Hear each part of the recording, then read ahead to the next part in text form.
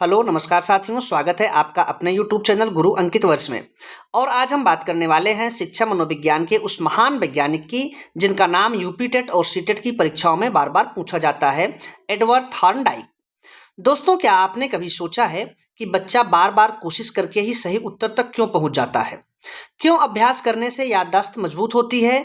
इन्हीं सब सवालों का जवाब देता है प्रयास एवं त्रुटि का सिद्धांत। आज की इस क्लास में हम लोग समझेंगे पजल बॉक्स एक्सपेरिमेंट क्या है, तत्परता का नियम क्या है, अभ्यास का नियम क्या है और प्रयास एवं त्रुटि का सिद्धांत क्या है। तो दोस्तों, अगर आप यूपी टेट की तैयारी में लगे हुए हैं तो वीडियो को पूरा जरूर देखिए, क्योंकि आपको सब कुछ इतने आसान भाषा में समझाऊंगा कि ये टॉपिक आप कभी नहीं भूलेंगे। चलिए शुरू करते हैं आज की क्लास को। देखिए, सबसे पहले हम लोग एडवर्ड थॉर्नडाइक के बारे में जान लेते हैं। इनका जन्म दोस्तों होता है 1874 ईस्वी में और इनकी मृत्यु होती है 1949 में।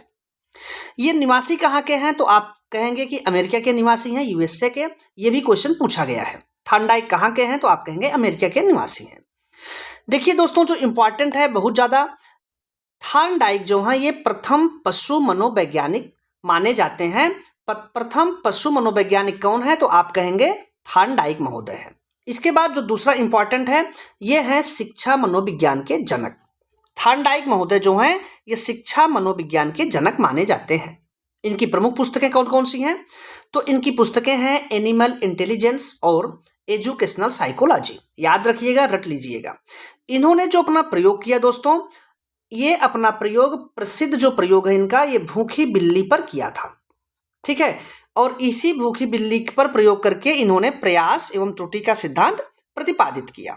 चलिए, थॉर्नडाइक का जो सिद्धांत है प्रयास एवं त्रुटि का सिद्धांत, इसके कुछ उपनाम हैं, इनको आप याद रखिएगा। क्यों? क्योंकि ये दोस्तों कई बार पूछा गया है कि थॉर्नडाइक जो प्रयास और त्रुटि का सिद्धांत है उसका अन्य नाम क्या क्या है। तो चलिए हम लोग देखते हैं। इनका नाम है एस-आर बॉन्ड सिद्धांत। याद रखिएगा, इस सिद्धांत को हम लोग और किस नाम से जानते हैं? तो आप कहेंगे इस सिद्धांत को हम लोग जानते हैं एस-आर बॉन्ड सिद्धांत के नाम से। दूसरा नाम इसका है संबंधवाद का सिद्धांत है, बंध सिद्धांत, यानी किसी को हम समायोजन सिद्धांत भी कह सकते हैं। ठीक है, प्रयास एवं त्रुटि का सिद्धांत आप इसको देख ही चुके हैं। उद्दीपक अनुक्रिया का सिद्धांत, हर्ष व दुख का सिद्धांत। तो दोस्तों ये है तीन नाम, उपनाम इनके थॉर्नडाइक के सिद्धांत के। एस-आर बॉन्ड सिद्धांत है, संबंधवाद का सिद्धांत है, बंधन सिद्धांत है, प्रयास एवं त्रुटि का सिद्धांत है, उद्दीपक अनुक्रिया का सिद्धांत है, हर्ष व दुख का सिद्धांत है। चलिए आगे बढ़िए। इन्होंने जो अपना प्रयोग किया उसकी संरचना क्या है, इसी को बहुत अच्छे से आप लोग समझिएगा। देखिए, एक बॉक्स है, इसीलिए इसको हम बॉक्स का एक्सपेरिमेंट भी कहते हैं। ठीक है, यहाँ पर जो प्रयोज्य है यानी कि भूखी बिल्ली है, जिस पर थॉर्नडाइक ने प्रयोग किया वो थी भूखी बिल्ली। ये देखिए बैठी हुई है। तो ये पूछा गया क्वेश्चन है कि थॉर्नडाइक ने प्रयास एवं त्रुटि का जो सिद्धांत दिया, जो प्रयोग किया, वो किस पर किया? तो आप कहेंगे भूखी बिल्ली पर। उद्दीपक दोस्तों क्या है? उद्दीपक है मृत मछली। अब आपके मन में एक प्रश्न आएगा कि उद्दीपक किसे कहते हैं?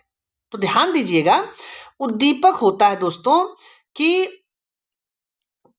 उद्दीपक वह बाहरी या आंतरिक कारण अथवा घटना है। ध्यान से सुनिएगा, उद्दीपक वह बाहरी या आंतरिक कारण अथवा घटना है जो किसी व्यक्ति में प्रतिक्रिया उत्पन्न करती है। मतलब बिल्ली में जो भी घटना, जो भी कारण एक प्रतिक्रिया, रिस्पॉन्स उत्पन्न करे, जिसकी वजह से वो प्रतिक्रिया करने लगे, उसी को हम कहते हैं उद्दीपक। अब क्लियर हो गया? तो उद्दीपक यहाँ कौन है? तो आप कहेंगे उद्दीपक है मृत मछली। मतलब मृत मछली को देख करके बिल्ली के मन में कुछ रिस्पॉन्स करने का मन होगा, कुछ करेगी, कुछ एक्शन करे, कुछ एक्टिविटी करेगी, इसीलिए मृत मछली को क्या कहा गया है? उद्दीपक कहा गया है। क्लियर हो गया? चलिए अगली चीज यहां पर देखिए, लिखा है चालक। चालक क्या है? भूख है। चालक क्या होता है? चलिए इसको हम लोग समझ लेते हैं। चालक वह आंतरिक शक्ति है, ध्यान दीजिएगा, चालक वह आंतरिक शक्ति है जो किसी भी व्यक्ति को किसी कार्य को करने के लिए प्रेरित करती है। या आसान भाषा में आप समझिए, जब अंदर से कोई जरूरत या कमी महसूस होती है और हम उसे पूरा करने के लिए काम करते हैं तो उसे चालक कहते हैं। तो थॉर्नडाइक महोदय के प्रयोग में जो चालक का काम कर रहा है वो भूख है। बिल्ली के अंदर भूख आएगी। और उद्दीपक क्या है, मतलब प्रेरित कौन करेगा, तो आप कहेंगे मृत मछली करेगी। और इसका जो है बाधा क्या है, यहाँ पे देखिए एक चीज और है, बाधा। ये पिंजरा, मतलब बंद पिंजरे में बिल्ली बैठी है, पिंजरा खुलेगा नहीं और मछली को खा नहीं सकती है, इसलिए बाधा क्या है, तो ये बंद पिंजरा है। समाधान इसका क्या है दोस्तों, तो समाधान है कि यहाँ लीवर लगा हुआ है, इस लीवर को अगर दबा दिया जाए तो पिंजरा खुल जाएगा और बिल्ली मछली को खा लेगी। एकदम प्रयोग आपको समझ में आ गया होगा। देखिए प्रयोज्य मतलब क्या है, किस पर प्रयोग किया थार्नडाइक ने, आप कहेंगे भूखी बिल्ली पर। उद्दीपक क्या है, मतलब जो रिस्पांस करने के लिए प्रेरित कर रही है, तो आप कहेंगे मृत मछली है। और अंदर की वो शक्ति कौन, वो ताकत क्या है, जो मतलब पूरा करने के लिए काम जिसके लिए वो करेगी बिल्ली, तो आप कहेंगे चालक जो है वो भूख है। इसका बाधा क्या उत्पन्न कर रहा है, तो आप कहेंगे बंद पिंजरा जो है वो बाधा पैदा कर रहा है। और इसका समाधान जो है वो लीवर है। चलिए आगे बढ़ते हैं हम लोग। अब देखिए थार्नडाइक महोदय ने दोस्तों अधिगम की प्रक्रिया को समझाया कैसे। ये तो प्रयोग का हो गया पूरा इनका। अब इन्होंने जो अधिगम मतलब आप जानते हैं सीखना, तो थार्नडाइक महोदय ने सीखने की प्रक्रिया को कैसे समझाया है। तो पहली प्रक्रिया जो इन्होंने बताया कि ऊल जलूल हरकतें, मतलब कोई भी बच्चा होगा या इसी बिल्ली को आप समझिए बंद पिंजरे में बंद है, यहीं से समझते हैं हम लोग, ये इस मछली को खाने के लिए उछल कूद करेगी, इधर उधर कूदेगी, भागेगी, दौड़ेगी। फिर क्या होगा, फिर अचानक सफलता मिल जाएगी इसको। मतलब इसका जो पंजा है दोस्तों, सॉरी इसका जो पंजा है ये लीवर के ऊपर पड़ जाएगा इसका पैर, और ये पिंजरा खुल जाएगा और बिल्ली को ये खा लेगी। क्लियर। ऐसे ही कोई बच्चा है वो पहले ऊल जलूल हरकतें करेगा, धीरे धीरे कई बार जब करता रहेगा तो क्या होगा, अचानक से उसको सफलता मिल जाएगी। एक बार जब उसको सफलता मिल गई, फिर वो उछल कूद करेगी, फिर उसको पंजा दब जाएगा, तब उसके दिमाग में धीरे धीरे आने लगेगा कि इस लीवर को दबाने से ये पिंजरा खुल जा रहा है।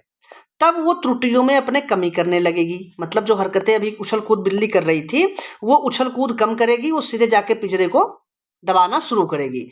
फिर सही अनुक्रिया का चयन हो जाएगा और क्या होगा, फिर वो जो है उसका काम कंप्लीट हो जाएगा, वो मछली को आराम से खा लेगी। क्लियर हो गया। मतलब सबसे पहले क्या है, वो ऊल जरूर हरकतें करेगी, मतलब कुछ भी उछल कूद मचाएगी, या बच्चा अगर सीख रहा है तो कुछ उल्टा सीधा करेगा, मतलब प्रयास करेगा। फिर अचानक उसको सफलता मिलेगी, धीरे धीरे उसकी गलतियों में कमी आएगी और एक समय ऐसा आएगा जब वो सही अनुक्रिया का चयन करने लगेगी। मतलब अब बिल्ली क्या करेगी, सीधे जाएगी, अपना उस लीवर को दबाएगी, पिंजरा खुलेगा और मछली को खा लेगी। दोस्तों यही है थार्नडाइक महोदय का प्रयोग। क्लियर हो गया। और इन्होंने यही बताया अधिगम की प्रक्रिया यही होती है, पहले उल्टी सीधी हरकतें होती हैं, फिर अचानक सफलता मिलती है, फिर धीरे धीरे गलतियों में कमी आती है, फिर वो बच्चा काम सही करने लगता है। अभ्यास से त्रुटियां कम होती हैं और सही तरीका प्राप्त हो जाता है। चलिए आगे बढ़िए। यस और बॉन्ड क्या है, देखिए यस और बॉन्ड, यस मतलब उद्दीपक, ठीक है, और आर जो है ये रिस्पांस यानी कि अनुक्रिया, ठीक है। चलिए अब देखिए उद्दीपक और अनुक्रिया जब आपस में मिलते हैं, देखिए एस का आप लिखिए स्टिमुलस, इसका मतलब क्या होता है, स्टिमुलस का मतलब होता है उद्दीपक, और आर का मतलब रिस्पांस यानी कि अनुक्रिया। तो जब उद्दीपक और अनुक्रिया एक साथ मिलेंगे तो क्या होगा, उनमें एक अनुबंधन होगा यानी कि अधिगम हो जाएगा। यही इनका संबंधवाद का सिद्धांत है। मतलब इसको समझ लीजिए, जब किसी विशिष्ट उद्दीपक यानी से मछली है के प्रति विशिष्ट अनुक्रिया यानी कि लीवर को प्रेस किया होती है तो उनके बीच एक बंध बन जाता है, यही जो है एसआर बॉन्ड कहलाता है। एक विशिष्ट उद्दीपक मतलब मृत मछली को खाने के लिए एक विशिष्ट अनुक्रिया किया, कौन, बिल्ली ने क्या किया, लीवर को दबाया यानी कि रिस्पांस किया, तो इनके बीच जो एक अनुक्रिया होती है उनके बीच एक बंध बन जाता है, बॉन्डिंग हो जाती है, जिसी को हम क्या कहते हैं, एसआर बॉन्ड कहते हैं, संबंधवाद कहते हैं। क्लियर हो गया। चलिए आगे बढ़ते हैं। सीखने का नियम, दोस्तों देखिए थार्नडाइक महोदय ने सीखने का नियम दिया, जिन्होंने 3 मुख्य नियम दिए और 5 गौण नियम दिए, और यही जो मुख्य नियम है ये अधिगम के आधार स्तंभ होते हैं। कौन कौन से? पहला नियम है तत्परता का नियम, ठीक है। तत्परता का नियम क्या है, सीखना मानसिक तैयारी पर निर्भर करता है, मतलब आप मानसिक रूप से तैयार हैं तो ही आप सीख पाएंगे किसी चीज को, अन्यथा नहीं सीख पाएंगे। ठीक है, यानी कि तैयार का मतलब आपके अंदर संतोष हो, अगर आप तैयार हैं तो आपको पॉजिटिव रिजल्ट मिलेगा, आप उस चीज को अच्छे से सीख लेंगे। लेकिन अगर आपको फोर्स किया जाएगा, आपको बाध्य किया जाएगा, तो आप उस चीज को उस तरीके से सीख नहीं पाएंगे। फॉर एग्जाम्पल समझिए, घोड़े को तालाब तक ले जा सकते हैं, ये तो हम कर सकते हैं, लेकिन अगर वो मानसिक रूप से तैयार नहीं है, मतलब पानी पीने के लिए तैयार नहीं है, तो आप उसको पानी पीने के लिए बाध्य नहीं कर सकते। तो सीखने का जो पहला नियम है दोस्तों, वो तत्परता का नियम है। मतलब आप कोई तभी सीख पाएगा जब वो मानसिक रूप से तैयार होगा। मानसिक रूप से अगर आप तैयार हैं तभी आप किसी चीज को सीख सकते हैं। क्लियर हो गया? आगे बढ़िए। दूसरा नियम है अभ्यास का नियम।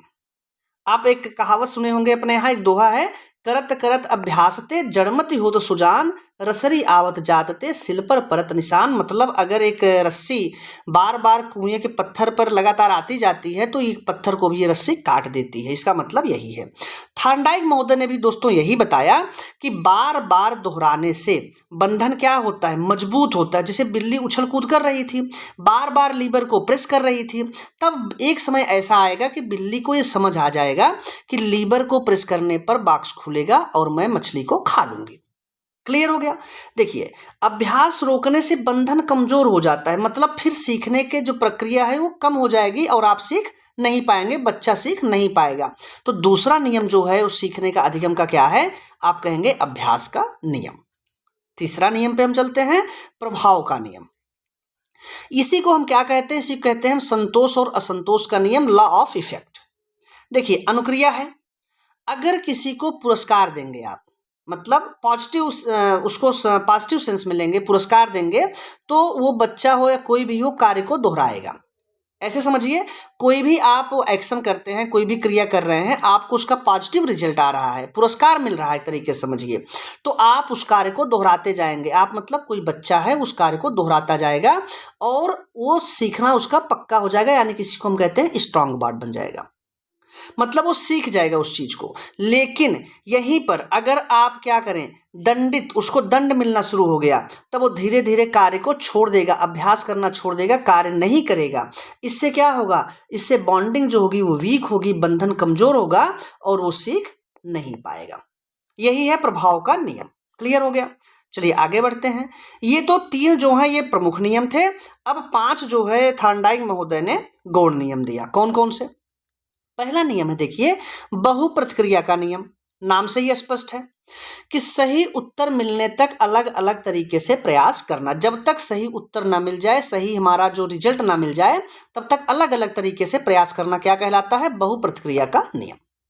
मनोवृत्ति का नियम यानी मेंटल सेट का नियम क्या है दोस्तों, हमेशा सकारात्मक नजरिया बना करके हमें सीखने की प्रक्रिया में आगे बढ़ना होगा।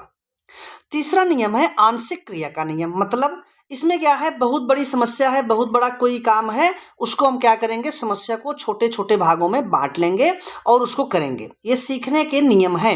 मतलब कोई बहुत बड़ी समस्या है तो उसको कई भागों में तोड़ देना है, बांट देना है। अगला है चौथा, सादृश्यता का नियम। सादृश्यता का नियम होता है कि पूर्व ज्ञान का उपयोग। जैसे कोई काम आप कर रहे हैं और उसी से मिलता जुलता दूसरा काम, जैसे मान लीजिए आप साइकिल चलाना सीख गए हैं, अब आपको मोटरसाइकिल चलाना है, तो आपको उसको सीखने में आसानी होगी। इसी को हम कहते हैं सादृश्यता का नियम। क्लियर हो गया? पांचवा है साहचर्य परिवर्तन का नियम, यानी कि उद्दीपक बदल गया, उद्दीपक का स्थानांतरण हो गया, और इस तरीके से अगर आप सीख रहे हैं तो ये साहचर्य का परिवर्तन का नियम कहलाता है। हम लोग एग्जाम्पल देखते हैं। देखिए, जैसे सादृश्यता का नियम अभी मैंने आपको बताया कि साइकिल चलाने वाला बैलेंस बनाना जानता है। मतलब 2 पहिया है, इन 2 पहियों पर आप बैलेंस कैसे बनाएंगे, ये साइकिल चलाने वाला आराम से जानता है, इसलिए मोटरसाइकिल चलाना वो जल्दी सीख लेता है। क्लियर हुआ? यही है सादृश्यता का नियम। और साहचर्य के नियम दोस्तों क्या है, जैसे भोजन के प्रति होने वाली प्रतिक्रिया बाद में केवल संकेत पर होने लगती है। ठीक है, इसको हम कहते हैं साहचर्य का नियम। जैसे आप किसी चीज को बार, मतलब ऐसे बिल्ली है, ये देखिए, यहां पर जो बिल्ली थी, अब ये लीवर को दबाया, इसने लीवर को दबाया तो इसको पता चल गया कि अब लीवर को दबाने से बॉक्स खुल जाएगा और बॉक्स खुलने पर ये मुझको खाने को मिल जाएगा। अब इसको कोई संकेत भी होगा तो ये समझ, जैसे यहाँ पर कुत्ता का देखिए एग्जाम्पल है। कुत्ते को क्या है, एक दिन आप बुलाइए, मतलब एक घंटी बांध दीजिए, ऐसा पावलाव का नियम में आप पढ़ेंगे। अगर आप कुत्ते को एक दिन बुलाइए, उसको भोजन दे दीजिए, फिर अगले दिन जैसे ही आप बुलाएंगे तो कुत्ता जो है उस सिग्नल को समझ जाएगा मुझे खाने के लिए ही बुलाया जा रहा है। इसी को हम कहते हैं साहचर्य का नियम। मतलब भोजन के प्रति होने वाली जो प्रतिक्रिया है, एक बार बाद में आप केवल संकेत मात्र देंगे तो वो होने लगती है प्रतिक्रिया, इसी को हम कहते हैं साहचर्य का नियम। क्लियर। अगला है इनके नियम, जो थार्नडाइक महोदय के नियम है दोस्तों, उनकी शिक्षा में उपयोगिता क्या है? तो उस शिक्षा में यही उपयोगिता है, मंद बुद्धि बालकों के लिए बहुत ही उपयोगी है। अभ्यास कराएंगे और अभ्यास से धीरे धीरे वो बच्चा जो है उस चीज को सीख जाएगा, गलती करेगा सीखेगा। ठीक है। गणित और विज्ञान के लिए इनका जो सिद्धांत है बहुत ही उपयोगी है। शुद्ध उच्चारण में ये देखिए पूछा जाता है, शुद्ध उच्चारण में इनका जो सिद्धांत है उपयोगी है। एक बार गलत बोलेगा, फिर सही बोलेगा, फिर गलत, बहुत बार गलत बोलेगा, धीरे धीरे अभ्यास करने के बाद क्या होगा, वो सही बोलना शुरू कर देगा। करके सीखना, बच्चे जो हैं करके सीखेंगे और वो जल्दी सीख जाएंगे। परीक्षा के लिए कुछ महत्वपूर्ण तथ्य हैं, देखिए क्या है। जो थार्नडाइक महोदय का सिद्धांत है उसका नाम है प्रयास एवं त्रुटि का सिद्धांत। इन्होंने प्रयोग किया दोस्तों भूखी बिल्ली पर। उद्दीपक मतलब आप समझ ही गए थे, उद्दीपक क्या था। उद्दीपक वह आंतरिक या बाह्य कारण होता है या घटना होती है जो किसी व्यक्ति में प्रतिक्रिया उत्पन्न करती है। मतलब देखिए मृत मछली रखी गई थी बाहर, बिल्ली इसको देख करके इसके अंदर एक प्रतिक्रिया उत्पन्न हुई, इसलिए उद्दीपक क्या हो गया, तो आप कहेंगे मृत मछली।